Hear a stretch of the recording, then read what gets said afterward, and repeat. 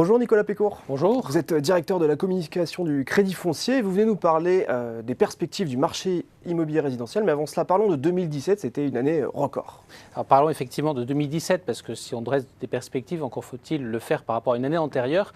Et l'année 2017, c'est l'année de tous les records pour l'immobilier. Alors peut-être quelques chiffres. Transactions dans l'ancien, on était pourtant dans une année électorale et donc on attendait une baisse. Pas du tout. C'est une année record, c'est près de 1 million de transactions. C'est une hausse en un an de plus 15% et en 3 ans de plus 40%. Maintenant, si on passe dans le neuf, le nombre de logements commencés a dépassé le seuil des 400 000. On est à plus 16% en évolution annuelle, plus 25% en évolution sur 3 ans. Puis on va prendre le volume des crédits, derniers chiffres. 178 milliards de crédits distribués hors rachat de crédits en 2017. Donc on voit que c'est une année tout à fait exceptionnelle. Alors parlez-nous du contexte un peu général en termes de mesures gouvernementales, de fiscalité, de conjoncture économique. En quoi influence-t-il la bonne santé de l'immobilier ? Alors, quel est le contexte en ce début de l'année 2018 ? Je dirais qu'on a quelques vents contraires, mais nous, au Crédit Foncier, on pense que l'année 2018 sera une année de consolidation après cette année de tous les records de 2017. Alors, on va passer d'abord aux éléments positifs. Les éléments positifs, quels sont-ils ? C'est d'abord des taux d'intérêt pour des crédits immobiliers qui vont rester à des niveaux extrêmement bas.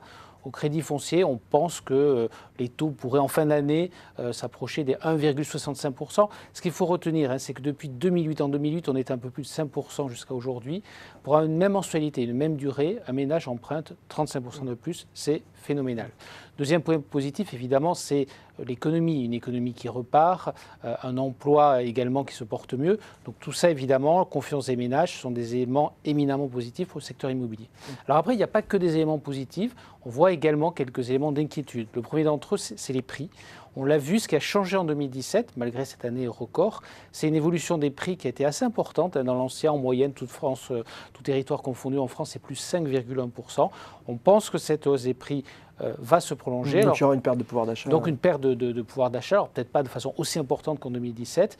Et puis, la dernière mesure, le dernier élément qui nous inquiète, c'est les mesures qui ont été prises en matière d'accession à la propriété. Alors, je pense en particulier à la suppression, quasi-suppression de l'appel accession, qui est un élément important et qui permet à 45-50 000 ménages chaque année de devenir propriétaires. C'est également la diminution du PTZ. Et là aussi, je vous donnerai un chiffre.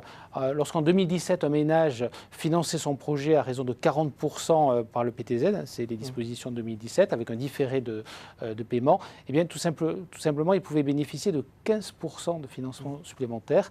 Donc on le voit, des mesures gouvernementales qui pourraient venir contrarier cet effet positif des taux et également de reprise économique. Alors fort de ces constats, parlons un peu chiffres. Qu'est-ce que vous prévoyez pour 2018 ? Alors pour 2018, si je reprends la même typologie que tout à l'heure, en matière de transactions de l'ancien, on attend une baisse probablement de l'ordre de 7%, 900 000 transactions. Mais attention, 900 000 transactions, on restera comme la deuxième meilleure année depuis, de façon historique. 900 000 transactions, on sera tout simplement 20% au-dessus de la moyenne des 10 dernières années. Donc une très bonne année, même si elle sera un petit peu en deçà de 2018, qui a été exceptionnelle. En matière de construction de logements commencés, on est sur une baisse qui pourrait être de moins 5%. Alors après, si on regarde dans le détail, en fait, on s'attend à une baisse plus prononcée dans l'accession, en particulier les maisons individuelles, notamment à cause de la disparition de l'APL accession ou encore la diminution du PTZ. En revanche, on pense que l'année restera une bonne année, par exemple, pour l'investissement locatif. Et puis, ça nous amène sur un marché du crédit qui pourrait baisser de 6%, mais on restera assurément sur une bonne année 2018. Eh bien, merci beaucoup Nicolas Pécourt d'être venu sur notre plateau pour nous éclairer sur l'immobilier résidentiel. Merci à vous.